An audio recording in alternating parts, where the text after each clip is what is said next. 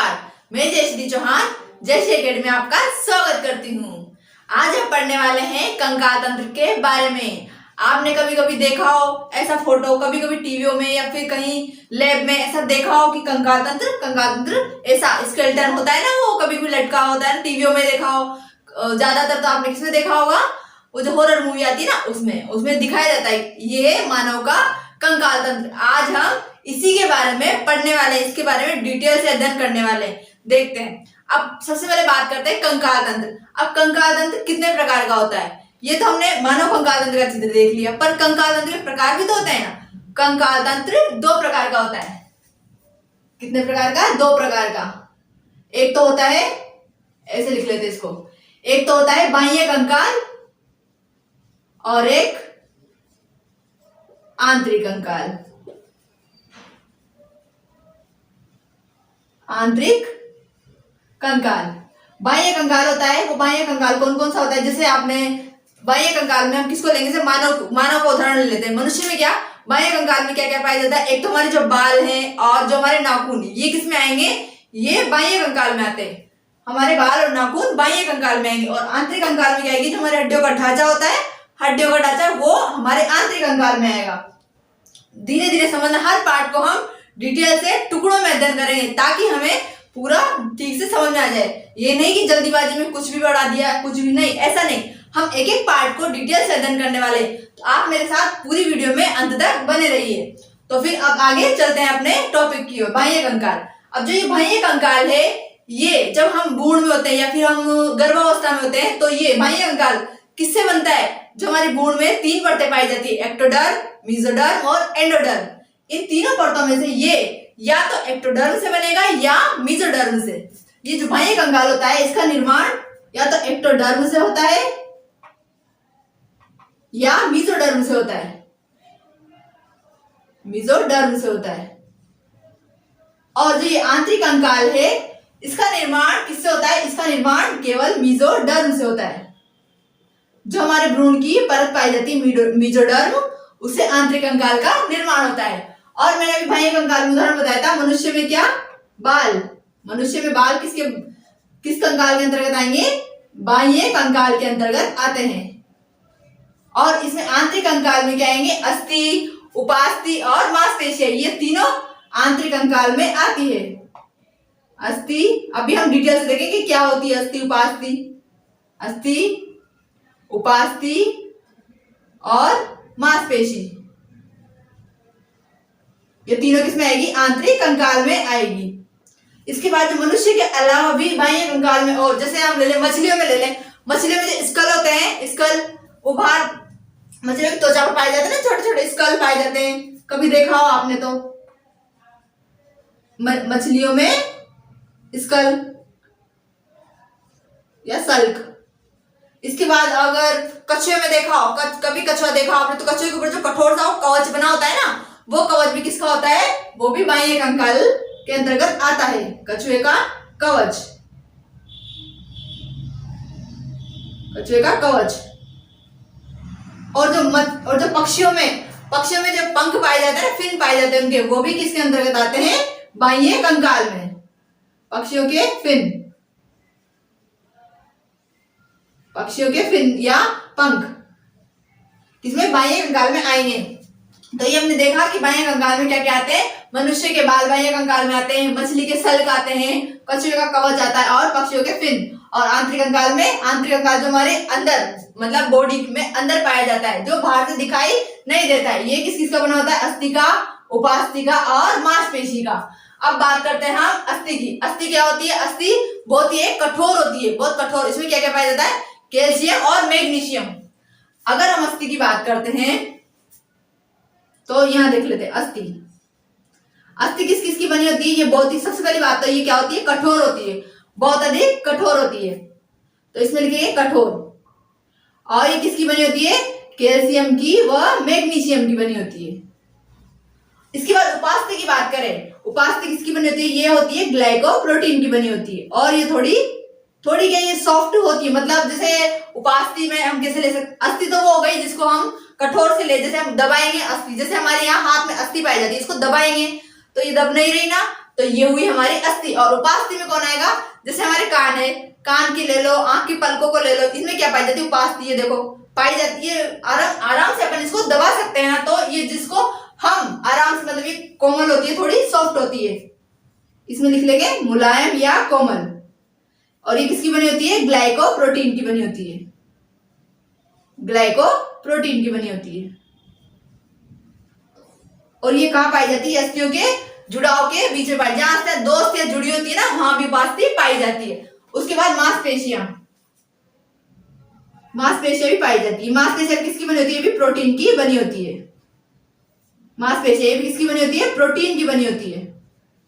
अब प्रोटीन की बनी होती है, ये कहाँ होती है, ये मांसपेशियां भी अस्थि और उपास्थि के मध्य में ही पाई जाती है। जैसे अस्थि और अस्थि जुड़ेगी तो ये किससे जुड़ेगी, ये तो जुड़ेगी कार्टिलेज से।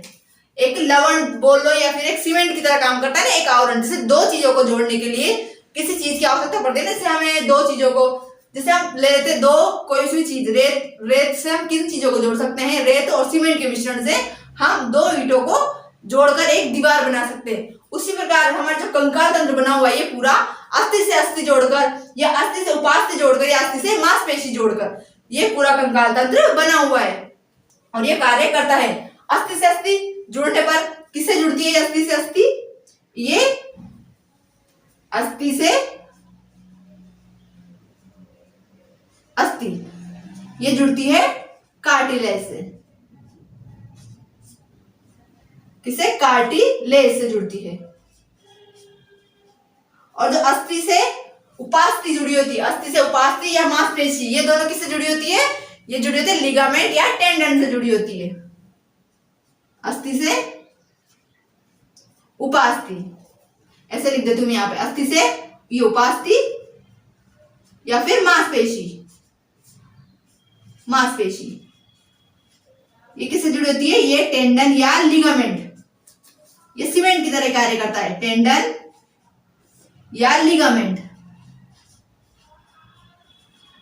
लिगामेंट्स ये जुड़ी होती है अस्थि और उपास्थि। अब जो अस्थि और उपास्थि होती है कैसे जुड़ी होती है, जैसे दो अस्थियां, जैसे हमारे यहाँ हाथ की अस्थि ले लो, अस्थि और अस्थि, इसके बीच में यहाँ पे ये मुड़ पा रही है, किस कारण मुड़ पा रही है, इसमें बीच में क्या पाई जाती है, हमारे उपास्थि पाई जाती है। तभी तो उपास्थि के कारण और मांसपेशियों के कारण ही ये हम इसको चला पा रहे हैं। वरना अगर दो कठोर चीजों को डायरेक्ट जोड़ दिया जाए तो क्या होगा, या तो उनमें रगड़ लगेगी आपस में, या क्या होगा, वो टूट जाएगी, खरोच आ जाएगी, उसमें घर्षण बल ज्यादा होगा।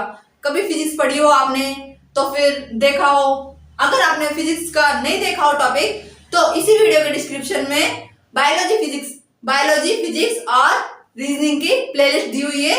आपको जो सब्जेक्ट पढ़ना हो उस प्लेलिस्ट में जाएं और सीख सकते हैं। और फिजिक्स के बारे में भी नए मेथड से बताया गया है, तो आप उसमें जाकर देख सकते हैं। और उसमें जो मैंने भी बताया घर्षण बल, उसके बारे में भी बताया गया है, तो आप वहां जाकर देख सकते हैं। इसके बाद हम बात कर रहे थे अस्थि की। तो अस्थि किससे जुड़ी होती है, उपास्थि और मांसपेशियों से जुड़ी होती है। अब अस्थि की संख्या की बात करें, जो हमारी पूरी बॉडी होती है उसमें कितनी अस्थियां पाई जाती है, एक वयस्क मनुष्य में अस्थियों की संख्या 206 होती है। कितनी अस्थियों की संख्या कितनी होती है, 206 होती है। परंतु ये तो बात हो गई पूरे एक वयस्क मनुष्य की बात हो गई। वयस्क मनुष्य में कितनी, 206 अस्थियां पाई जाती है। अब एक छोटे बच्चे की, नवजात शिशु की बात करें या फिर एक थोड़े बड़े, मतलब जैसे बाल्यावस्था की बात कर ले हम, बाल्यावस्था या फिर बच्चा होता है ना, से थोड़ा बहुत 10 साल से तक का मान लो, 10 साल तक का बच्चा, उसमें कितनी अस्थियां पाई जाती है, उसमें है 300। अब उसमें आप सोचोगे उसमें ज्यादा क्यों पाई जाती है, बच्चों में या बालक में अस्थियां कितनी होती है, उसमें होती है 300 अस्थियां पाई जाती है। क्यों पाई जाती है ये अस्थियां, अब जब हम पैदा होते हैं, नवजात शिशु होता है तो उसमें 300 ही होती है। परंतु ये हड्डियां क्या होती है, ये 300 इसलिए होती है क्योंकि जो हमारी हड्डी एक होती है, कभी जैसे गर्दन की मान लो आप, अब गर्दन में क्या होता है, हमारे अस्थियां यहाँ पर 2 या 3 गिनती की जितनी भी पाई जाती है। परंतु इसके अकॉर्डिंग बच्चों में यहाँ पे अस्थियों की संख्या ज्यादा होती है। तभी तो कहते हैं ना, बच्चों की गर्दन को संभाल के उठाओ, क्योंकि उसमें अस्थियों की संख्या ज्यादा होती है। वो हमारे जहां एक अस्थि पाई जाती है वहां 2 अस्थि पाई जाती है। तो क्या होगा, अगर एक की जगह 2 पाई जाएगी अस्थि, तो बीच में से गैप तो होगा ना, उनमें तो गैप होगा तो वो लटकेगी या झूलेगी, तो उसमें क्या होता है, टूटने का डर रहता है, इसलिए बच्चों को संभाल के उठाया जाता है। तो अब अस्थियां जुड़ती कब है? अब धीरे धीरे जैसे बच्चा बड़ा होता जाता है, खेलता है, कूदता है इधर उधर, तो उसकी अस्थियां क्या होती है? मजबूत होती है। वातावरण के अकॉर्डिंग, हमारे इन्वायरमेंट के अकॉर्डिंग उसकी अस्थियां जो है डल जाती है और मजबूत, और जो खेलता है कूदता है उसके अकॉर्डिंग उसकी अस्थियां मजबूत हो जाती है और जुड़ती रहती है। और जुड़ के कितनी हो जाती है? 206। जब वो 18 साल का या फिर जब वो उसकी अस्थियां मजबूत हो जाती है, जैसे बाल्यावस्था से हट जाता है, किशोरावस्था में आ जाता है। किशोरावस्था कब से? 12 वर्ष में आ जाती है। तो 12 वर्ष में उसकी अस्थियां 206 हो जाती है। अब 206 अस्थियों की बात हो गई। अभी अस्थियां, इसके बाद मांसपेशियों की बात करें। जो मांसपेशियां होती है उसकी संख्या पूरी बॉडी में, मांसपेशियों की संख्या कितनी होती है? यहां लिखते हैं मांसपेशी की संख्या, मांसपेशी की संख्या, क्योंकि मांसपेशी भी तो हमारी बॉडी में पाई जाती है। मांसपेशियों की संख्या ये होती है लगभग 640। हमारी मांसपेशी, हमारी बॉडी में, हमारे पूरे शरीर में या पूरे बॉडी में कितनी मांसपेशियां? 640 होती है। कभी कभी पेपर में डायरेक्ट इनकी संख्या भी पूछ रहे थे, तो हमें याद होना चाहिए कि हमारी बॉडी में कितनी 206 अस्थियां पाई जाती है और मांसपेशी कितनी? 640। या कभी कभी इसको देखे तो 639, कभी कभी देखे तो इसका राउंड फिगर में आ जाता है 639, या ये आ जाता है। दोनों इन दोनों से कुछ भी संख्या है तो कोई बड़ा इशू नहीं है। इनमें से अपन ऑप्शन पे डिपेंड करता है कि हमें क्या लगाना है, तो ये दोनों में से आ सकता है। इसके बाद हम देखते हैं, ये मांसपेशियों के बारे में हो गया। अब जो हम पढ़ने वाले मानव कंकाल तंत्र के बारे में, ये तो हमने कॉमन चीजें पढ़ ली कि अस्थियां कितनी होती है, कंकाल तंत्र सभी का पढ़ लिया। अब बात करने वाले हम मानव कंकाल तंत्र। ये जो हमें दिख रहा है इसको हम समझने की कोशिश करेंगे। तो अब बात करते हैं मानव कंकाल तंत्र की। मानव कंकाल तंत्र को हम देखते हैं। सबसे पहले बात करते हैं पूरे मानव कंकाल तंत्र में कितनी अस्थियां हुई? 206। अब इनको एक एक करके देख लेते हैं। सबसे पहले यहाँ बात करें स्कल की, स्कल या खोपड़ी की। हमारे अस्थियां यहीं से तो स्टार्ट करें ना, यहाँ से पूरी पैर से अंगूठे तक, वहां तक पूरी अस्थियां गिनी जाती है। अब देखते हैं 206 कैसे होती है। सबसे पहले बात करें स्कल की या हमारी खोपड़ी की। अब खोपड़ी में कितनी अस्थियां? ऐसे तो चित्र के माध्यम से नहीं, हम इसको एक चार्ट बना के समझते हैं। तो आइए हम इसको चार्ट के माध्यम से देखते हैं। अब हम मानव कंकाल तंत्र को डिटेल से अध्ययन करते हैं कि ये कितनी संख्या में और कहाँ कौन सी अस्थि पाई जाती है। सबसे पहले बात करें मानव कंकाल तंत्र। मानव कंकाल तंत्र को 2 भागों में बांटा गया है। कौन कौन से कंकाल तंत्र? एक तो होता है अक्षीय कंकाल तंत्र, एक उपांगीय कंकाल तंत्र। एक तो एक्सियल स्केलेटन और एक अपेंडिकुलर स्केलेटन। इसको देख लेते हैं। एक तो होता है अक्षीय कंकाल, और एक उपांगीय या अनुबंधी। इसको एक और नाम से बोलते हैं, उपांगीय या अनुबंधी कंकाल तंत्र।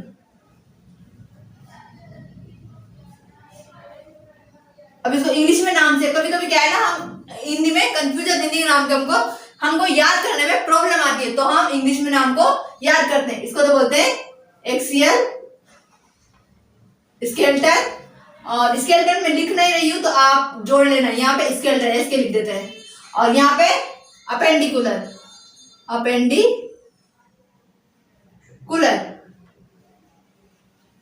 स्केलेटन। ये हुआ हमारे ये जो हमारा कंकाल तंत्र है, पूरे मानव कंकाल तंत्र को 2 भागों में बांटा गया है। अब यहाँ पे भाग बांटने देखते, यहाँ पे कितनी अस्थियां? 206 हम ऐसे लिखते जाते हैं। यहाँ पे कितनी अस्थियां? 206। हम पूरे इस मानव कंकाल तंत्र के एक एक पार्ट को देखने वाले हैं। तो आप धीरे धीरे समझने की कोशिश कीजिए, याद हो जाएंगे।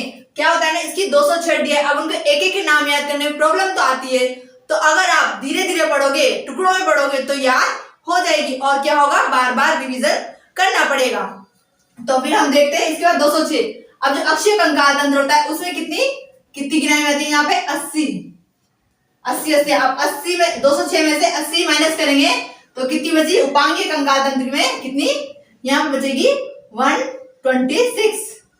ये बची उपांगीय कंकाल तंत्र। अब अक्षीय कंकाल तंत्र क्या होता है? अक्षीय, इसका मतलब देखो, अक्षीय मतलब अक्ष में पाया जाता है। हमारे मध्य में जो मध्य का पार्ट होता है वो अक्षीय कंकाल तंत्र की अस्थियों में आएगा।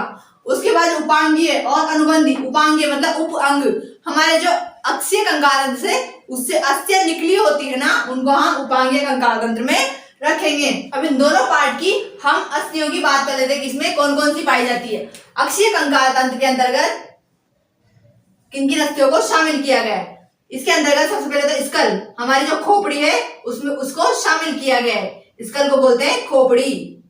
इसमें कितनी अस्थियां होती है? खोपड़ी में 29 अस्थि होती है। इसके बाद इसमें आती है वर्टिबल, अर्थात जो हमारी जो गर्दन मेरुदंड का हिस्सा होता है वो वर्टिबल इसमें आएगा। ये आया मेरुदंड। इसमें कितनी होती है? 26। और इसके बाद बात करते हैं हमारी रिब्स आएगी, इसमें आएगी रिब्स। रिब्स कितनी होती है? हमारी जो पसलियां होती है वो कितनी होती है? वो 12 जोड़ी। 12 जोड़ी में मतलब 24 आ जाएगी इसमें 24। और एक क्या बची? हमारी स्टर्नम बची। स्टर्नम कितनी होती है? ये तो 1 होती है स्टर्नम। इसको बोलते हैं हिंदी में उरोस्थी, क्योंकि ये क्या पाई जाती है? हमारे उर का मतलब हम किसे लेते हैं? पेट से उर के अस्थि, मतलब हमारी जो पेट के ऊपर पाई जाती है उसे उरोस्थी कहते हैं। हमारी जो वक्ष भाग में पाई जाती है ये। तो फिर हम बात करते हैं इसमें स्कल और खोपड़ी। अब स्कल और खोपड़ी में कितनी? 29 अस्थियां पाई जाती है। जो हमारी दिखाई दे रही है आपको, ये खोपड़ी दिखाई दे रही है, इसमें टोटल मिलाकर कितनी? 29 अस्थियां पाई जाती है। 29 कैसे कैसे होती है? अब 29 को भी आगे देख लेते हैं कि कैसे कैसे कितनी होती है या कितने पार्ट, कौन कौन सी अस्थि इसके अंतर्गत आती है। ये जो खोपड़ी होती है इसके अंतर्गत भी हमारी आएगी क्रेनियम। एक तो आएगी क्रेनियम वाली अस्थियां। क्रेनियम को बोलते हैं हम कपाल। जो कपाल में कौन कौन सी? केवल जो हमारी खोपड़ी की, सिर्फ जो हमारे दिखाओ आपने, ये इसमें दिख रहा है ना, ये बाहर ऊपर का, सिर्फ ये खोपड़ी वाला हिस्सा आएगा। खोपड़ी तो इसको बोलते हैं, पर जो कपाल के हिस्से की बात करेंगे ना, जो ऊपर से सिर्फ ऊपर जो कटोरी वाला भाग है ना, वो वाला भाग सिर्फ किसमें आएगा? कपाल हिस्से में आएगा। इसमें कितनी होती है? इसमें होती है 8। और इसके बाद सबसे पहले इनका नाम भी देख लेते हैं। इसमें जो 8 अस्थियां होती है कपाल में, वो कौन कौन सी होती है? ध्यान से देखना, इसमें याद करने वाली चीजें। एक तो होती है टेम्पोरल,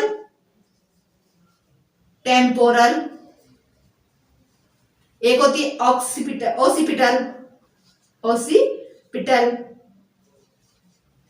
और एक होती है पेरेंटल,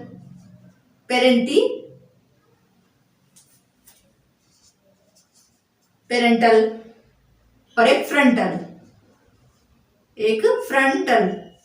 ये कितनी कितनी होती है? इनकी संख्या 2 पाई जाती है। तो 2 और 2 इन्हें गिनेंगे तो कितनी हो जाएगी? ये 8 संख्या में 8 हो जाएगी। तो ये हमारी हुई कपाल की। केवल किस किस की बात कर रहे हैं हम? जो कटोरी वाला भाग, जो आपने कभी टीवी में खोपड़ी वाला हिस्सा देखा, ये इसमें देख सकते हो आप इस चित्र में, ये जो हिस्सा दिखाई दे रहा है ये ऊपर का, इसमें इस कपाल वाले हिस्से में 8 अस्थियां पाई जाती है। टेम्पोरल की 2 होती है, ऑसिपिटल भी 2 होती है, और पेरेंटियल भी 2 होती है, और फ्रंटल भी 2 होती है। अब अगर हम, हमारे लिए अच्छा ही रहेगा कि हम इसको क्या करें? इंग्लिश में ही नाम याद करें इनके। हम इसकी इंग्लिश में, क्योंकि हिंदी के नाम तो कोई पूछता, अपने पेपर में भी यही नाम पूछे जाते हैं। तो ये हुआ हमारे इसकी अस्थि की बात, खोपड़ी कपाल की अस्थि की बात। इसके बाद खोपड़ी में और कौन सी अस्थि को ऐड किया गया है? इसमें ऐड किया गया है फेशियल। जो हमारी मुख में या हमारे जो फेस में जो अस्थियां पाई जाती है, फेशियल अस्थियों को इसमें ऐड किया गया है। फेशियल बोन ये कितनी होती है? 14 होती है। ये 14 होती है फेशियल बोन। इनकी संख्या जो फेस में पाई जाती है ना, जो हमारे नाक मुंह, इनकी सबकी अस्थियों गिन के कितनी अस्थियां हो गई? ये फेशियल बोन 14। और इसके बाद फेशियल बोन के बाद ईयर बोन। ईयर में जो हमारे कान में जो बोन पाई जाती है वो कितनी होती है?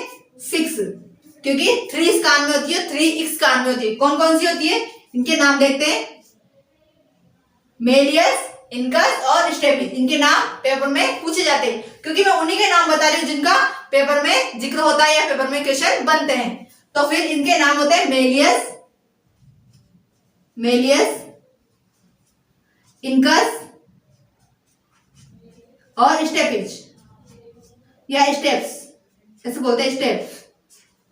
तो इनके नाम ऐसे ही पूछे जाते हैं। और इनका एक और नाम होता है जो पेपर में पूछ लिया जाता है, पर फिर भी वो रेयर कंडीशन में या फिर बहुत बड़े एग्जाम में, जैसे आप कभी नेट का एग्जाम दोगे इससे संबंधित, या फिर एमएससी से लेकर कभी लेक्चरर का एग्जाम दे उसमें पूछ लेते हैं, या फिर जो पीएमटी वगैरह इनके एग्जाम होते हैं ना, कभी नीट का दिया हो आपने तो उनके एग्जाम में पूछ लेते हैं। इसका मेल का नाम है हैमर, तो ये नाम भी आप याद रख सकते हो, हैमर, एनविल, और एक है स्टायरप।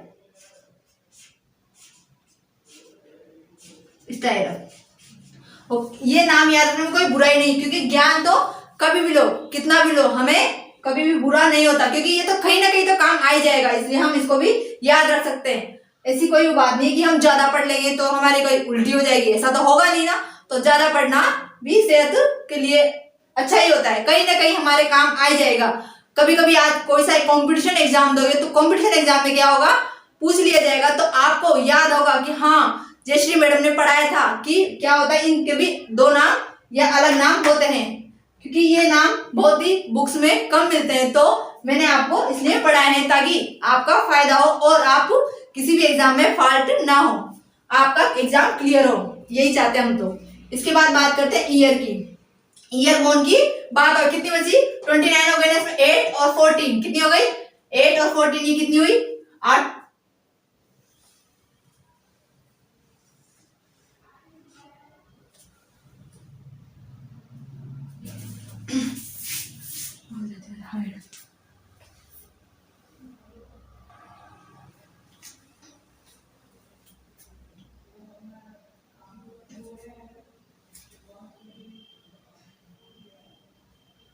एक और बोन बची है, वो कौन सी, हाइड बोन।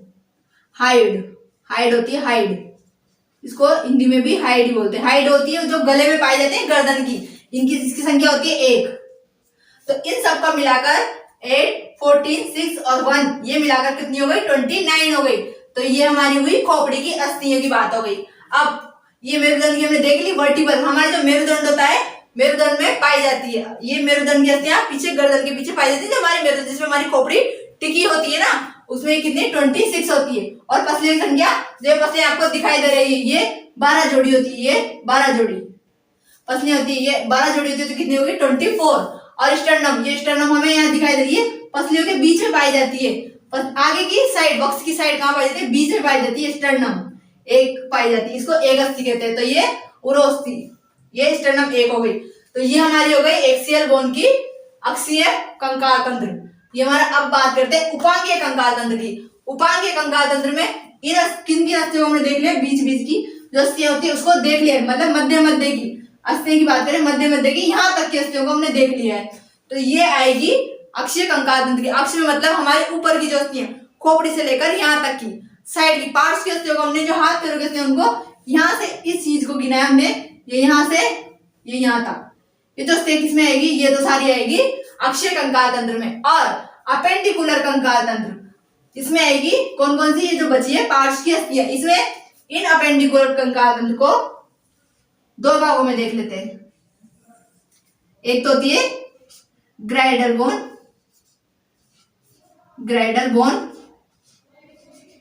और एक लिम्ब बोन, छोटा कर लेते हैं। एक होती है लिम्ब बोन। अब ग्राइडल बोन, ग्राइडल का अर्थ होता है मेखला, मेखला की जो अस्थियां होती है, मेखला इसको हिंदी में बोलते हैं मेखला। ये कितनी होती है, टोटल 6 होती है, और ये 120 होती है। अब इसको देख गिन ले, एक एक करके गिनेंगे अपन अस्थियों को कि कौन कौन सी अस्थियां होती है। अब ग्राइडल बोन में आएगी तो इसमें 2 प्रकार के होते हैं,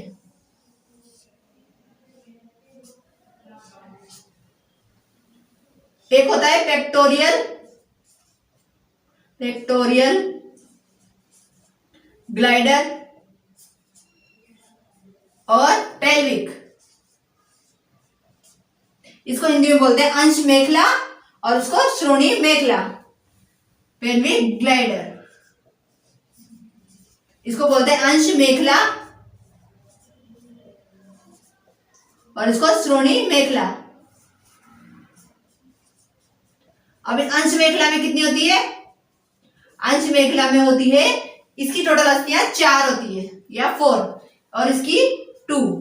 तो ये देख लेते हैं, गिन लेते हैं। अब अंश मेखला हमारी कहाँ पे, ये जो हमारी कंधों की अस्थियां होती है, जो हमारी कंधों की अस्थियां होती है उसको अंश मेखला कहते हैं। अंश मेखला में कितनी, अगर एक कंधे को गिनते हैं यहाँ पर 2 अस्थियां पाई जाती है, ये लिख दी क्लेविकल और इसके पुला, ये 2 अस्थियां जो हमारी कंधे की अस्थियां होती है इसमें 2 अस्थियां पाई जाती है, 2 इस तरफ और 2 इस तरफ, तो कितनी हो गई 4 हो गई। तो 4 की ये पेक्टोरल ग्लैंड में 4, अंश मेखला में 4 पाई जाती है। इसके बाद पेल्विक ग्लैंडर की बात करें हम, श्रोणि मेखला, ये हमारा जो कूले वाली अस्थि होती है इनको बोलते हैं। श्रोणि मेखला में कौन कौन से अस्थियों को शामिल किया गया है, जो हमारी कूले वाली अस्थि है उनको शामिल किया गया है। तो एक कूले की अस्थि को एक और दूसरे कूले पर भी एक अस्थि पाई जाती है, तो ये 2 कूले की अस्थियां पाई जाती है, इन्हें ये श्रोणि मेखला वाला पार्ट है, ये 2 अस्थियां हो गई, तो ये टोटल 6 हो गई। इसके बाद हम बात करते हैं लिम्ब बोन, इनको बोलते हैं जो हमारी हाथ पैरों की अस्थियां होती है, जो अंश में जो मेखलाओं से जुड़ी होती है उन्हें हम लिम्ब बोन के अंतर्गत रखते हैं। ये 120 होती है, ये 120 कैसे, अब एक हाथ की बात करें यहाँ पे हम, तो ये एक हाथ में, ये यहाँ से, अब हाथ में कैसे, ये अंश मेखला से जुड़ी होती है, कैसे जुड़ी होती है अंश मेखला से, अंश मेखला में क्या होता है, जैसे हमारा ह्यूमरस, ये सबसे पहले हाथ में ये कौन सी अस्थि पाई जाती है, ह्यूमरस पाई जाती है। ये ह्यूमरस कैसी होती है, ऊपर से ऐसे मुट्ठी जैसे मतलब गोल संरचना बनी होती है, और ये अंश मेखला में ऐसे फिट होती है, जैसे ये अंश यहाँ पे ह्यूमरस है, ह्यूमरस कैसे फिट होगी, ऊपर से गोल होगी। अंश मेखला का जो इसके पुला, ये क्लेविकल वाला पार्ट और इसके पुला, क्लेविकल तो इधर साइड कंधे की साइड होता है, और जो इसके पुला वाला पार्ट है वो अस्थि कैसी होती है, ऐसी होती है, ताकि उसमें ये ह्यूमरस फिट हो सके और आराम से मूवमेंट कर सके। जैसे मूवमेंट भी करते हैं ना हम, तो इसमें मूवमेंट कर सकते हैं ना आराम से, तो ये मूवमेंट भी कर सके, ऐसे पाई जाती है। तो ह्यूमरस एक हो गई। इसके बाद पाई जाती है कौन कौन सी, रेडियस, अल्ना, जो हमारी अस्थि होती है ये हाथ के बाद या ह्यूमरस के बाद कौन सी होती है, एक रेडियस और एक अल्ना पाई जाती है। ये कौन सी होती है, कैसे कैसे मूव करती है, ये ऐसे मूव करती है, ये अस्थियां ऐसे भी मूव कर सकती है, अस्थियां ऐसे। तो ये हो गई 2, एक ऊपर और एक नीचे पाई जाती है। रेडियस पाई जाती है नीचे और अल्ना ऊपर पाई जाती है। जब ऐसे हाथ हम खड़ा करते हैं तो ऊपर की ओर अल्ना और नीचे की ओर रेडियस, ये हो गई रेडियस और अल्ना। इसके बाद ये हमारी हाथ के ये कलाई की अस्थियां होती है, कलाई अस्थि, इनको बोलते हैं मेटाकार्पल्स। ये कितनी होती है संख्या में, ये संख्या में होती है 8 होती है, ये यहाँ संख्या में 8 होती है, यही देख लेते हैं। इसके बाद ये कार्पल्स, ये तो थी मेटाकार्पल्स, जो हमारी कलाई की अस्थियां थी ये तो थी मेटाकार्पल्स। और जो हमारी ये हाथ, ये कलाई के बाद जो हमारी हाथ में, हाथ आप देख सकते हो आराम से, 1, ये 2, ये 3, ये 4, ये 5, ये जो लंबी दिखाई दे रही है आपको ये अस्थियां, ये कौन सी होती है, कार्पल्स। ये कितनी होती है, ये 5 होती है अस्थियां, ये 5 होती है। इसके बाद जो हमारे हाथ में ये जो उंगलियों की अस्थियां दिखाई दे रही है आपको, ये उंगलियों वाली अस्थियां, ये 1, 2, 3, 4, 5, 6, 7, 8, 9, 10, 11, इसके बाद 12, ये सारी अस्थियां कितनी होती है, इनका नाम क्या है, फेलेंजियस, इनका नाम। ये कितनी होती है, गिनो, और अंगूठे में कितनी होती है, अंगूठे में 2, तो 12 या 14, ये हो गई 14। और कार्पस की बात करें, ये कितनी होती है, 5। रेडियस अल्नाई के हो गई, तो कितनी हुई, देखो गिनो इसको, ये टोटल मिलाकर ह्यूमरस हो गई 1, रेडियस भी 1, अल्ना भी 1, तो ये टोटल मिलाकर हो गई 30 अस्थियां। तो इसमें हम देख लेंगे लिम्ब बोन में, एक तो होती है हाथ की अस्थियां, तो ये एक हाथ की हुई, ये तो 30, एक हाथ की हो गई 30, और दूसरे हाथ की मिलाएं तो ये भी 30, दोनों मिलाकर कितनी हो जाएगी, 60 हो जाएगी। तो ये हाथों की हो गई 60। और अब पैर पे आते हैं, क्योंकि केवल लिम्ब बोन में हाथ और पैरों की अस्थियों को शामिल किया गया है। अब लिम्ब बोन में पैर की अस्थि की बात करते हैं। अब पैरों में क्या होती है, जो ये हमने पढ़ा था, ये पेल्विक वाला भाग, पेल्विक में क्या, श्रोणि मेखला, हमारे कूल्हे वाला भाग। अब सबसे पहले पाई जाती है फीमर अस्थि, जो हमारी जांघ की अस्थि होती है, जिन्हें आप जांघ की अस्थि बोलते हैं। और जो फीमर अस्थि है, ये क्या है, हमारे शरीर की सबसे मजबूत हड्डी होती है। इसको अलग से लिख लेते हैं, यहाँ पे लिख लेते हैं, एक पॉइंट के रूप में लिख लेते हैं, हमारे शरीर की सबसे मजबूत हड्डी, सबसे मजबूत हड्डी, सबसे मजबूत हड्डी की बात करें तो उसमें किसका नाम आता है, फीमर का नाम आता है। ये किसकी हड्डी होती है, कहाँ पाई जाती है, ये जांघ पर पाई जाती है, जांघ की अस्थि। और ये जैसे जिस प्रकार ये ह्यूमरस, इसके पूरा ये अंश मेखला से हमारे जो इधर पेक्टोरियल ग्लैंड से जुड़ा होता है, उसी प्रकार ये जो फीमर होता है, ये हमारे पेल्विक वाले भाग से जुड़ा होता है। और इसके बाद पेल्विक वाले भाग से कैसे, जैसे एक उसमें, इसमें भी सेम ऐसे होता है, इसमें भी ऐसा ऊपर से गुहा की तरह होता है, और उसमें ये फिट होती है फीमर वाली अस्थि, और ये भी मूवमेंट कर सकती है। इसके बाद ये फीमर की बात, फीमर। इसके बाद आगे अस्थि होती है, जैसे इसमें रेडियस और अल्ना पाई जाती है ना, उसी प्रकार यहाँ पे टिबिया और फिबुला पाई जाती है। पैर में भी कैसे अस्थि पाई जाती है, आगे की ओर टिबिया और पीछे की ओर फिबुला पाई जाती है।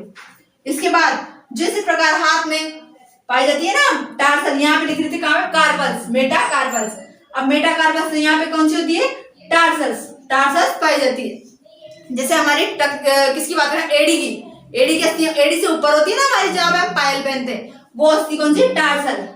और इसके बाद जैसे हमारे इसमें पाई जाती है, हाथ में पाई जाती है 5 अस्थियां, ये मेटाकार्पल्स करके, ये अस्थियां गलत लिख दी मैंने, यहाँ पे देख लेते हैं मेटाकार्पल्स, ये तो होती है मेटाकार्पल्स। और ये अस्थि कितनी, ये कार्पल्स, ये होती है 8, का नाम गलत लिख दिया, तो कोई नहीं।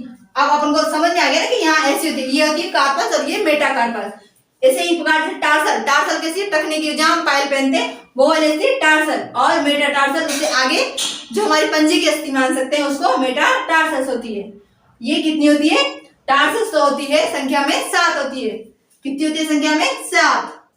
टिबिया फिबुला एक एक होती है और फीमर भी एक होता है। और जो ये पटेला वाली अस्थि की बात कर लेते हैं, पटेला वाली अस्थि कौन सी, हमारे जो घुटने पर जो कटोरी जैसी अस्थि पाई जाती है ना, इसको हम सामान्य भाषा में या बुजुर्ग लोग जो हमारे बड़े बुजुर्ग होते हैं हमारे इधर हाड़ोती में, इसको क्या बोलते हैं, कटोरी से बोलते हैं, कटोरी नाम से इसको जानते हैं। क्या होता है कि घुटने की कटोरी ऐसा बोलते हैं। तो ये कितनी होती है, ये भी 1 होती है। और जो मेटाटार्सल्स की बात करते हैं वो कितनी होती है, ये भी 5 होती है। और उंगलियों की अസ്ഥियां जो हमारे पैरों में पाई जाती है, जैसे हाथों में उंगलियों में कितनी 3-3 पाई जाती है, ऐसे पैरों में भी कितनी होती है, 3-3 पाई जाती है। अंगूठे में कितनी, 2 होती है, अंगूठे में 2 होती है। तो ये इन्हें क्या नाम जानते हैं, फ्लेंजियस। तो कितनी हो गई ये टोटल, ये भी 14 हो गई। अब गिनेंगे इसको, इनको भी गिनेंगे तो ये भी 30 होती है। अब देखें एक पैर की भी 30, दूसरे पैर की 30, ये कितनी हो गई, 60 हो गई।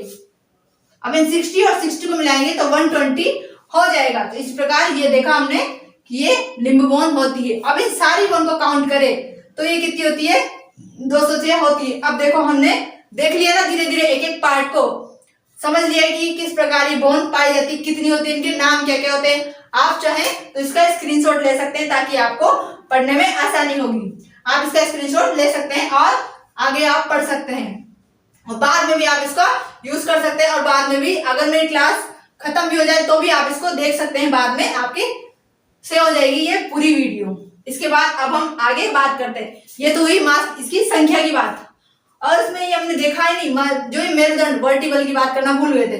जो मेरुदंड की अस्थियां होती है, ये मेरुदंड कौन सी अस्थियां, ये वाली अस्थियां, ये वाली अस्थियां, ये मेरुदंड की अस्थियां 26 होती है ना। इनकी संख्या, इनके नाम देख लेते हैं कौन कौन सी होती है। इसके नाम, मेरुदंड के नाम यहाँ देखें, जो मेरुदंड की अस्थियों के नाम देखना भूल गए थे। सबसे पहले पाई जाती है इसमें ये कौन सी, ये गर्दन में पाई जाती है मेरुदंड की, सर्वाइकल। कौन सी होती है, सर्वाइकल, सर्वाइकल। ये कितनी होती है, 7 होती है। ये कहां पाई जाती है, गर्दन में पाई जाती है। ये हुई सर्वाइकल की बात। आगे दूसरी अस्थि पाई जाती है जो मेरुदंड में, ये कौन सी आएगी, थोरेसिक, जो किसे पाई जाती है, ये वक्ष वाले भाग में, हमारे सीने या छाती वाले भाग में, ये जो जहां पसलियां पाई जाती है ना, ये जो हमारी स्टर्नम, रीढ़ की हड्डी हमारे पीछे होती है ना, ये कशेरुकाएं, ये ऊपर गर्दन वाले हिस्से में तो कितनी पाई जाएगी, 7 पाई जाएगी। और उसी के बाद जो हमारे पीठ वाले हिस्से में पीछे जो मेरुदंड आगे जाकर कितनी अस्थियां बनाती है, ये 12। थोरेसिक अस्थियां कितनी होती है, 12। ये किसे पाई जाएगी, हमारे वक्ष वाले भाग में, और इनकी संख्या 12। इसके बाद लंबर, लंबर वाला भाग होता है। लंबर जो हमारी जो कमर वाला भाग होता है, कटी वाला लंबर, हमारी जो कमर के अस्थियां, मेरुदंड, जो हमारी मेरुदंड होती है पीछे की ओर, ये गोल गोल संरचना दिखाई दे रही है ना आपको, ये इनकी संख्या कितनी होती है, 5। लंबर ये हमारे कटी वाले भाग में या कमर वाले भाग में पाई जाती है। और इसके बाद बात करते हैं अगला, ये लंबर के बाद सेक्रल। सेक्रल कितनी होती है, 1 होती है। ये लंबर के नीचे ही पाई जाती है। और इसके बाद बात करते हैं काइडल, काइड अस्थि, जो हमारे बिल्कुल पुच्छ होती है ना, हमारी पूंछ की हड्डी होती है ना, पूंछ की हड्डी, ये वाली काइड, इसको काइड बोलते हैं, पूंछ की हड्डी। अभी तो हमारे पूंछ होती नहीं है, पहले जैसे बंदर में होती है ना पूंछ, हम क्या थे पहले, बंदर ही तो थे, बंदर से ही तो हमारी उत्पत्ति हुई ना। तो फिर क्या हमारे, क्या बंदर जैसे जैसे मानव विकसित हुआ, पूंछ तो हट गई, क्योंकि अब पूंछ तो रख नहीं सकते ना, अब ऐसा तो है नहीं कि मनुष्य पूंछ को लटका के इधर उधर घूमेगा, ऐसा तो है नहीं। तो फिर क्या होगा, पूंछ की हमारे अवशेष अंग के रूप में था वो, तो पूंछ हट गई। और परंतु पूंछ हटने के बाद भी क्या हुआ, जो हमारी काइड अस्थि है, जो पूंछ की अस्थि है, वो शेष के रूप में बच जाती है। तो इसे हम पूंछ या पूंछ की अस्थि कहते हैं। तो ये कितनी होती है, ये भी एक होती है। ये सबसे लास्ट में पाई जाती है हमारी जो अंश मेखला, जो पहले एक श्रोणी मेखला वाला भाग है, पहली वाला भाग, ये लास्ट में पाई जाती है। तो ये कितनी हो गई, 12, 7, 5, 1, 1, कितनी हो गई, ये 26 हमारी, ये 26 हो गई। वर्टिकल मेरुदंड की बात हो गई, तो ये भी हमने गिन ली है। यहाँ पे मैं लिख देती हूँ ताकि आपको समझ में आ जाएगा। ये होगा मेरुदंड की अस्थियां, ताकि आपको मिक्स ना करें। मेरुदंड की अस्थियां ये अलग से हमने देख लिया इसको।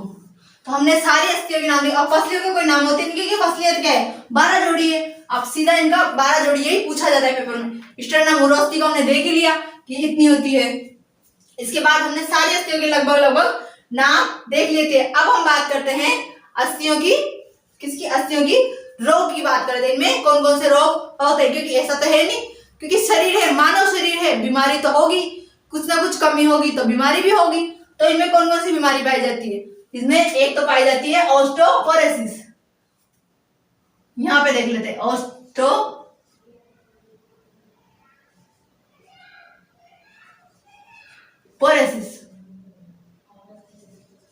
ऑस्टियोपोरोसिस। ये किसके कारण, ये कैसे होती है, जब हमारे अस्थियों में क्या होता है, छेद हो जाते हैं छोटे छोटे, हमारे अस्थियों में क्या होता है, छोटे छोटे छेद हो जाते हैं।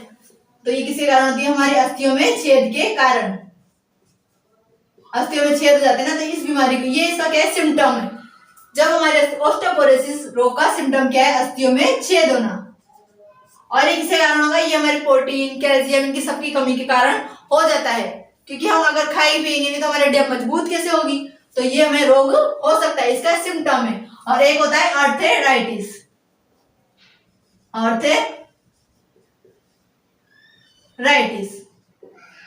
आर्थराइटिस रोग। ये भी हमारे जो हड्डियां होती है, हमारी जो बोन होती है, उसमें क्या होता है, प्रोटीन या कैल्शियम की कमी के कारण हो जाता है, प्रोटीन व कैल्शियम की कमी के कारण ये रोग हो जाता है। और एक आपने सुना हो, कभी तो अपने क्षेत्र की तरफ सुना हो, लकवा नाम से, लकवा भी नहीं तो इसको इंग्लिश में बोलते हैं पैरालाइसिस। पैरालाइसिस रोग होता है ना, ये भी अस्थियों का रोग है, पैरालाइसिस या लकवा, इसको साधारण भाषा में बोलते हैं हम लकवा। लकवा की बीमारी होती है ना, इसमें क्या होता है, एक तरफ साइड, एक जैसे ये हमारे पूरी बॉडी, इसमें क्या होता है, एक हाथ काम करना बंद कर देता है, एक पैर काम करना बंद कर दिया, पूरा एक तरफ की पूरी बॉडी काम करना बंद कर देती है। इस रोग को हम क्या बोलते हैं, लकवा बोलते हैं। ये भी एक हड्डियों की बीमारी होती है।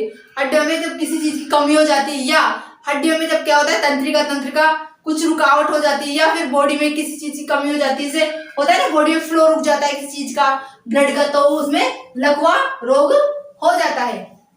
इसके बाद हमने अस्थियों की बात कर ली, और अब बात करते हैं अस्थियों की। जो अस्थियां किस किस की बनी होती है, अस्थियां कैल्शियम और मैग्नीशियम की बनी होती है। अब जो अस्थियां होती है मैग्नीशियम कैल्शियम, ऐसा तो है नहीं अस्थियों के अंदर पूरा कैल्शियम और मैग्नीशियम ही बना रहेगा। तो क्या होता है, इन अस्थियों के अंदर, अस्थियां क्या होती है, बेलनाकार रूप में पाई जाती है। आपने कभी कभी देखा ही हो, या फिर टीवी में देखा होगा, से बेलनाकार होती है। उनमें क्या होता है, अंदर की ओर गुहा पाई जाती है, बाहर से तो वो कठोर होती है, और अंदर की ओर उनमें गुहा पाई जाती है। जैसे एक बेलन को ले लेते हैं हम, अभी एक बेलन है, अब ये अस्थि है हमारी। अब अस्थि क्या होगी, ये इसमें जो गुहा पाई जा रही है अंदर की ओर, इस गुहा में क्या भरी होती है, मज्जा भरी होती है। और जो सिरों पर होती है, कौन सी मज्जा, सिरों पर तो भरी होती है लाल कलर की मज्जा, और मध्य में कौन सी भरी होती है, सफेद कलर की, मध्य में कौन सी, सफेद कलर की मज्जा भरी होती है। और जो अस्थियों में मज्जा होती है, अस्थियों के अंदर पाई जाती है, अस्थियों की किसी में गुहा में पाई जाती है, इसको हम क्या बोलते हैं, मज्जा गुहा बोलते हैं। और जो सिरों पर जो लाल कलर की मज्जा पाई जाती है, इसको हम बोलते हैं लाल अस्थि मज्जा। और जो मध्य में पाई जाती है सफेद अस्थि मज्जा, इसको हम बोलेंगे सफेद अस्थि मज्जा। ये जो सफेद अस्थि मज्जा होगी, ये किसका निर्माण करेगी, हमारी बॉडी में जो ब्लड पाया जाता है, उसमें जो WBC पाई जाती है, उसका निर्माण कौन करती है, ये करती है श्वेत अस्थि मज्जा। किसका, WBC का। ये तो किसका करेगी, इधर लिख लेते हैं इसको, ये किसका निर्माण करेगी, WBC का। हमारी जो सफेद अस्थि मज्जा है वो WBC का निर्माण करती है। और जो हमारे सिरों पर पाई जाती है लाल अस्थि मज्जा, वो आरबीसी का निर्माण करती है। हमारे जो ब्लड में कोशिकाएं पाई जाती है लाल अस्थि मज्जा, लाल आरबीसी पाई जाती है कोशिकाएं ब्लड में, वो लाल अस्थि मज्जा से उसका निर्माण होता है। और डब्ल्यूबीसी पाई जाती है श्वेत रक्त कर्णिकाएं, वो किससे निर्माण होती है? श्वेत अस्थि मज्जा से। अब आपको समझ में आ गया होगा कि अस्थि मज्जा कहाँ होती है, कितनी कैसे पाई जाती है, सिरों पर कौन सी होती है, लाल कहाँ होती है, या फिर ये व्हाइट सफेद कहाँ होती है, ये सब इसके अंतर्गत आ जाता है। अब बात करते हैं हम ये अस्थियों के बारे में। हमने पढ़ लिया है कि अस्थियां किस प्रकार की, अस्थियों की संरचना के बारे में देख लिया, इनकी संख्या के बारे में देख लिया, एक एक पार्ट को हमने ठीक से पढ़ा। एक बार फिर से देख लेते हैं, इसका रिविजन मार लेते हैं कि इसमें कौन कौन सी अस्थियां होती है। अगर समझ में नहीं आया हो तो इस बार फिर ध्यान से देख लेना, ताकि आपको अच्छे से समझ में आ जाए और आप इसको पूरा देखना। सबसे पहले हमने बात करी अस्थियों की, ये हमारा पूरा मानव कंकाल तंत्र की बात हुई। इस कंकाल तंत्र में सबसे पहले बात करी हमने दो भागों में बांटा, किस किस में? अक्षीय कंकाल और उपांगीय, इंग्लिश में एक्सियल और अपेंडिकुलर कंकाल। इसमें जो 206 में से 80 होती है, 80 मतलब 80 अस्थियां ये किसमें होती है? अक्षीय कंकाल तंत्र में। और 126 बची, ये किसमें होती है? अपेंडिकुलर स्केलेटन में बची। अब अक्षीय की बात करें, अक्षीय में कितनी? 80 बताई थी ना हमने। 80 में स्कल वाले पार्ट में, हमारे जो खोपड़ी वाले पार्ट में इसमें 29 होती है। और जो हमारे मेरुदंड, ये वर्टिबल वाले पार्ट में, जो वर्टिबल यहाँ गर्दन के यहाँ पाया जाता है, उसमें 26 होती है। और रिप्स हमारी जो पसलियों की बात करें उसमें 24 होती है। पसलियों की बात करें ना, पसलियां ऐसी, ये वाली पसलियां हमारी ये दिख रही है आपको, ये कितनी होती है? ये 24। स्टर्नम जो पसलियों को बीच में जोड़े रखता है ना, वो स्टर्नम वाला पार्ट, इसको हम रोस्ती बोलते हैं, कितनी? 1 होती है। और जो हमारा स्कल वाला पार्ट है, स्कल वाले पार्ट में हमारे जो 29 है, इसको इसमें क्रेनियम वाले पार्ट में, कपाल हमारे जो केवल ऊपर का हिस्सा है, इसमें कितनी? 8 होती है। कौन कौन सी? टेम्पोरल 2 होती है, ऑसिपिटल 2 होती है, पेराइंटल 2 होती है और फ्रंटल भी 2 होती है। और फेशियल हमारे जो फेस में पाई जाती है वो कितनी होती है? 14 होती है। और जो हमारे ईयर में पाई जाती है कौन कौन सी? मेलियस, इनकस और स्टेपिस। इनके दूसरे नाम भी बताए थे, कितने? हेमर, इनवेल और स्टाइरप। ये मेलियस का नाम तो हेमर, इनकस का स्टाइरम एनविल और स्टेप्स का नाम स्टाइरप, इसका नाम ये हो गया। इसके बाद बात करते हैं हम हॉइड की। हॉइड अस्थि कहाँ पाई जाती है? हमारे गले, मतलब ये जो खोपड़ी वाला था सबसे लास्ट में पाई जाती है, जिसपे हमारा जो खोपड़ी है ना ये घूम सकती है ना, ये कौन सी अस्थि होती है? ये हॉइड अस्थि होती है। इसके बाद बात करते हैं वर्टिबल है, मेरुदंड वाली, ये रही मेरुदंड वाली अस्थियां। ये कितनी थी? 26 अस्थियां थी। तो 26 में सर्वाइकल, जो हमारी गर्दन में ये पाई जा रही है ना, ये वाली, ये कितनी होती है? इनकी संख्या 7 होती है। और इसके बाद है थोरेसिक, बक्ष भाग में, जो हमारे आगे ये पीठ की ओर ये आगे बढ़ती है ना, मेरुदंड आगे बढ़ेगी ना, तो पीठ की ओर पाई जाएगी ना इसी संरचना में। इनकी क्या होगी? इनकी 12 संख्या इनकी हो जाएगी। इसके बाद लंबर, कमर वाले पार्ट में पाई जाती है, वो कितनी होती है? 5। इसके बाद सेक्रल कितनी? 1। लास्ट में यहां तक आ जाओ, सेक्रल में ये 1।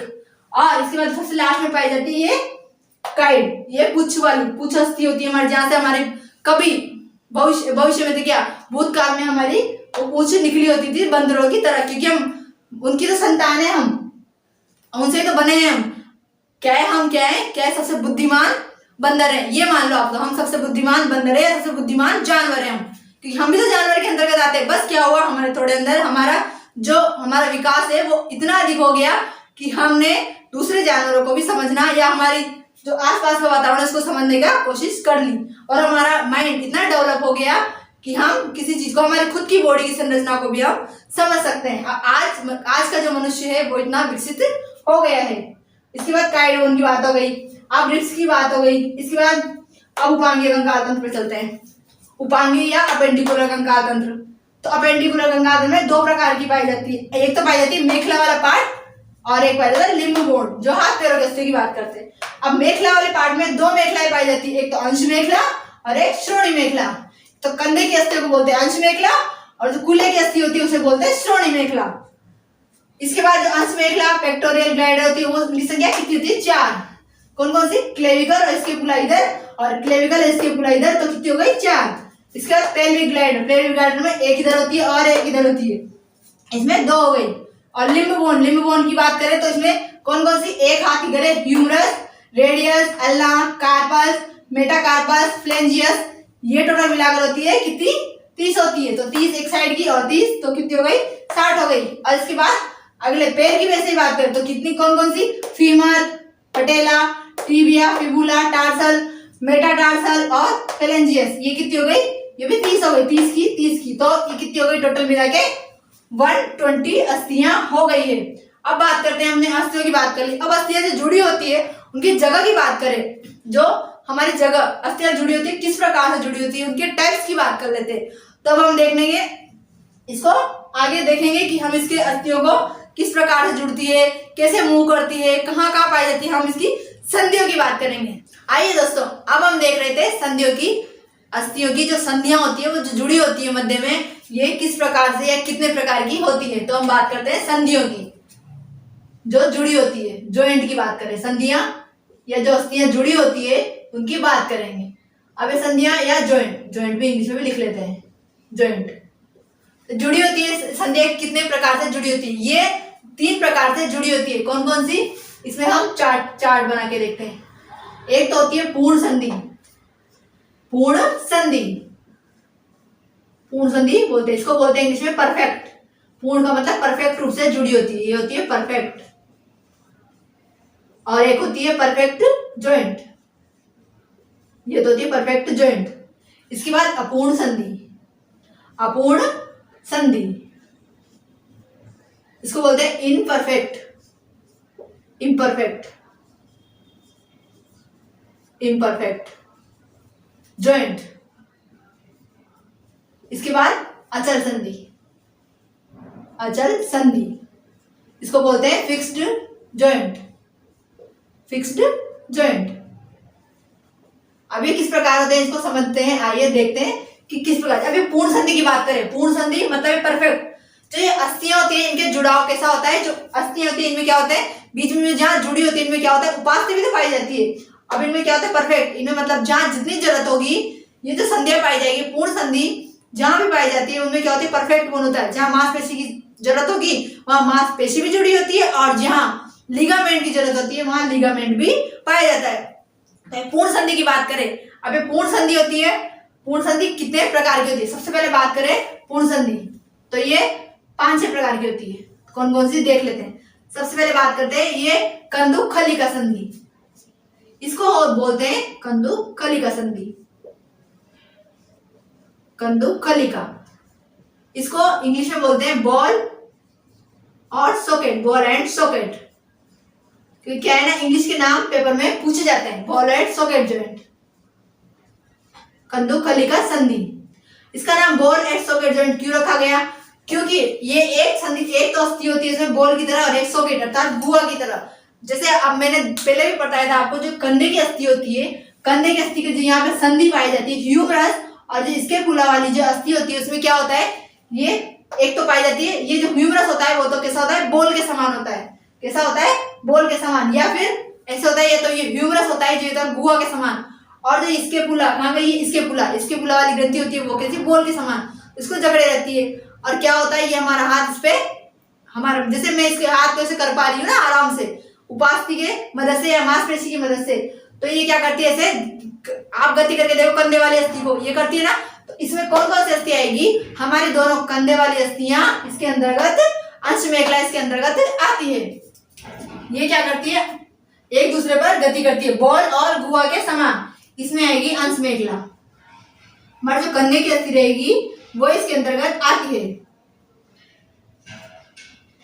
अंश को ऐसे लिखते हैं, अंश मेखला। इसके एग्जाम्पल के रूप में अंश मेखला या कंधे की अस्थि आ जाएगी।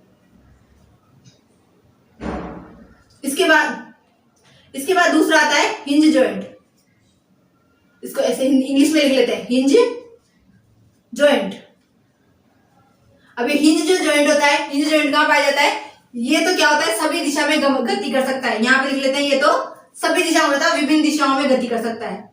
क्योंकि हम देखते हैं ना, हम हाथ को घुमा कर देखो, कंधे वाले हाथ को, इसको हम सभी दिशाओं में लगभग गति कर सकते हैं। तो ये हो गया विभिन्न दिशा में गति, विभिन्न दिशा में गति, इसकी एक विशेषता है, इसका एक फीचर या लक्षण हो गया है। और हिंज जॉइंट जो होता है, हिंज जॉइंट केवल और केवल एक दिशा में गति करता है। अब आप बताओ, इस हमारी अस्थियों में से हाथ पैरों की अस्थियों को हिलाकर देख सकते हो आप। देखो और बताओ कि इस हिंज जॉइंट में जो एक ही दिशा में गति करती है वो कौन सी अस्थि होती है? एक ही दिशा में, एक ही दिशा में गति। सोच कर देखो एक ही दिशा में गति कौन सी अस्थि करती है।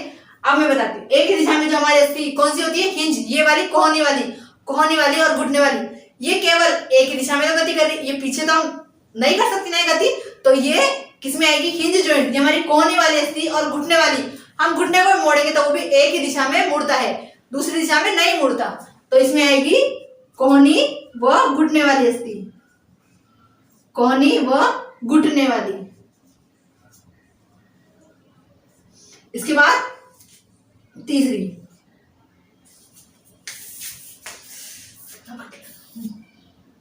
फॉरवर्ड ग्लाइडिंग सैंडल, फिर ग्लाइडिंग सैंडल।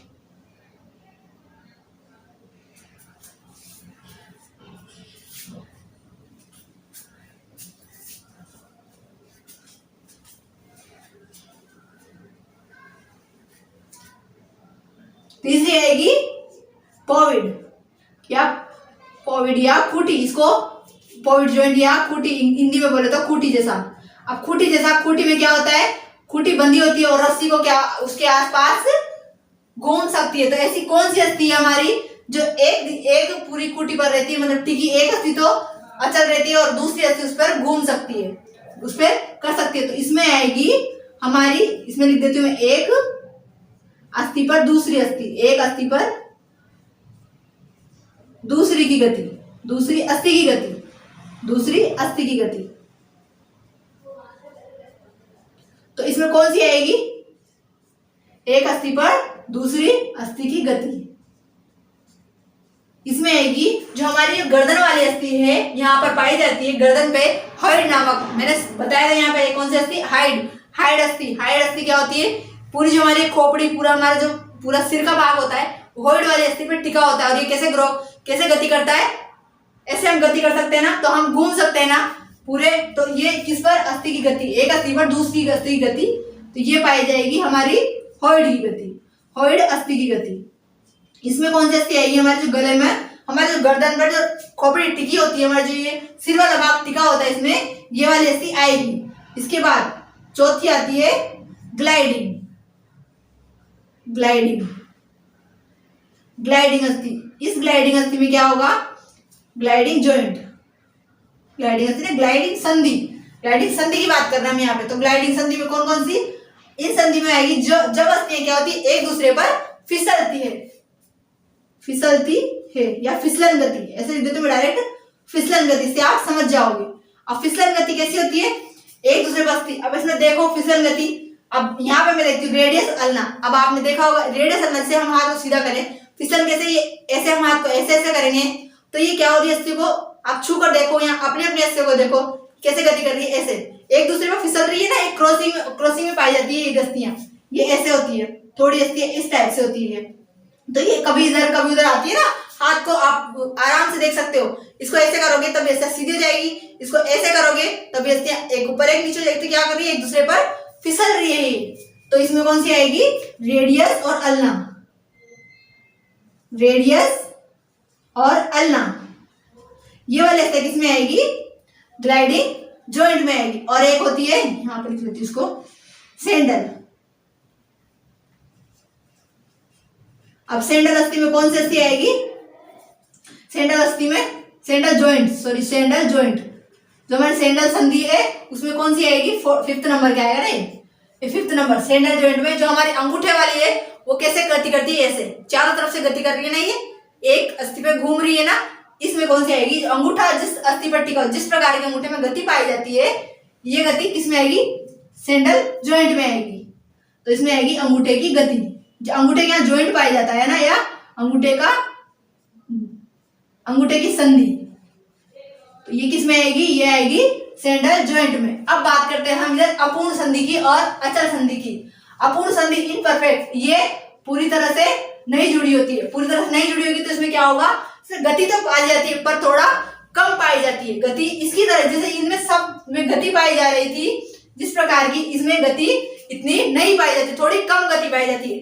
अब थोड़ी कम गति पूरी अस्थियों में से आप देख सकते हो थोड़ी कम, मतलब कम गति पाई जाती है। तो ये किसमें पाई जाती है? पेलिस वाला जो पार्ट है, जो पेलिस पार्ट में जो हमारी अस्थि पाई जाती है, दोनों अस्थियां, ये गति थोड़ी मतलब कम करती है। ऐसा भी नहीं कि ये गति हिल के यहाँ से यहाँ आ गई, ऐसा तो हो नहीं सकता। इतनी तेज भी गति नहीं करती, ये थोड़ी मतलब थोड़ा इधर उधर खिसक सकती है आराम से। तो इसमें कौन सी होती है? गति कम पाई जाती है। और इसमें कौन सी आएगी? कौन सी? श्रोणी मेखला वाली। श्रोणी मेखला वाली जो पेलिस आएगी वो गति करती है अपूर्ण संधि के अकॉर्डिंग, मतलब अपूर्ण संधि अर्थात कम गति करती है। और अचल संधि, इसका तो नाम ही है फिक्स्ड जॉइंट, ये तो बिल्कुल भी गति नहीं कर सकती, मतलब अस्थियां एक दूसरे से एक अपनी जगह से हिल भी नहीं सकती, एक जगह से दूसरी जगह नहीं जा सकती। इसमें कौन सी संधि आएगी? आप पता चल सकते हैं, अपनी अस्थियां हाथ पैरों से एक दूसरी जगह जा सकती है, परंतु ये अस्थियां ऐसी होती है जो एक जगह से दूसरी जगह नहीं जा सकती। तो इसमें कौन सी आएगी? जो हमारी ये कपाल वाली अस्थियां होती है, खोपड़ी वाली अस्थियां, जितनी भी अपनी अस्थियां देखी थी, स्कल वाली, ये वाली अस्थियां किसमें पाई जाएगी? ये खोपड़ी की अस्थियां अचल संधि में पाई जाएगी।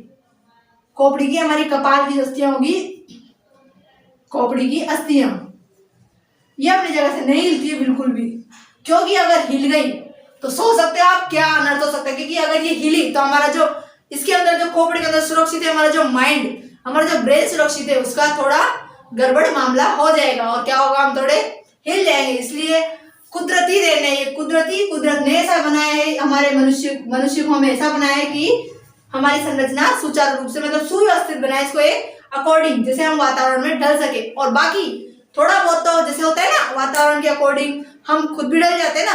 जैसे मनुष्य में क्या था, पहले आपने एक सिद्धांत पढ़ा हो ना, लेमार्क का सिद्धांत, हम वातावरण के अकॉर्डिंग ढल जाते हैं। उसने क्या बताया था कि हम जिस चीज को ज्यादा यूज करेंगे वो हमारी उतनी विकसित, या जिस हमको ज्यादा विकसित, उसने एक उदाहरण दिया था लेमार्क, हमारे जो लेमार्क नाम के वैज्ञानिक है, उसने एक उदाहरण दिया था, जिराफ का उदाहरण दिया था। उसने क्या कहा था कि जो जिराफ होता है वो पहले क्या था, पहले उसकी गर्दन कैसी थी? छोटी थी, छोटी गर्दन थी, क्योंकि क्या होता, पहले हमारी पृथ्वी पर क्या था? पानी था, बहुत सारी वनस्पति थी ना, तो वो क्या था, उसको वनस्पति नीचे ही मिल जाती थी। धीरे धीरे क्या हुआ, हमारे वातावरण या पृथ्वी में पानी की कमी हुई, तो पेड़ क्या हुए, पेड़ थोड़ा ऊपर लगने लगे, तो उसने गर्दन थोड़ी ऊपर करी। फिर क्या हुआ, वो पेड़ छोटे छोटे नीचे तो खत्म हो गए पानी के, तो बड़े बड़े पेड़ों को खाने लगा हो, तो बड़े बड़े पेड़ खाने गर्दन ऊपर करनी पड़ेगी ना, तो जितना करता गया तो उसी गर्दन लंबी होती गई। उसी प्रकार हमारी बॉडी में वैसे होता है, वातावरण के बॉडी को हम ढलते रहते हैं। पहले के इंसान क्या थे, पहले थोड़ी लंबाई ज्यादा पाई जाती थी और आज के इंसानों में थोड़ी लंबाई कम पाई जाती। और अगर भविष्य में आप देखोगे, सोच सकते हो भविष्य में तो इंसान और छोटे होने वाले, क्योंकि ज्यादा लंबे इंसान अब वातावरण के अकॉर्डिंग शायद एडजस्ट नहीं हो पाते। मेरा ऐसा मानना है कि वातावरण के अकॉर्डिंग हमारा जो हाइट है वो छोटी होती जा रही है। तो अब हमने देखा ये पूरे कंकाल तंत्र के बारे में, हमने आज पढ़ा मानव कंकाल तंत्र के बारे में और अस्थियों के बारे में गिना। आपको इस बारे में, इस टॉपिक से संबंधित कोई भी क्वेश्चन हो तो आप इस वीडियो के कमेंट सेक्शन में मेरे से कोई भी क्वेश्चन पूछ सकते हैं, मैं आपको बखूबी उसका आंसर देने की पूरी कोशिश करूंगी। और अगर आप इस चैनल पर नए हो तो इस चैनल को सब्सक्राइब जरूर करें और ये वीडियो आपको कैसी लगी जरूर बताएं, लाइक और शेयर जरूर करें और चैनल को सब्सक्राइब करें। Thanks for watching.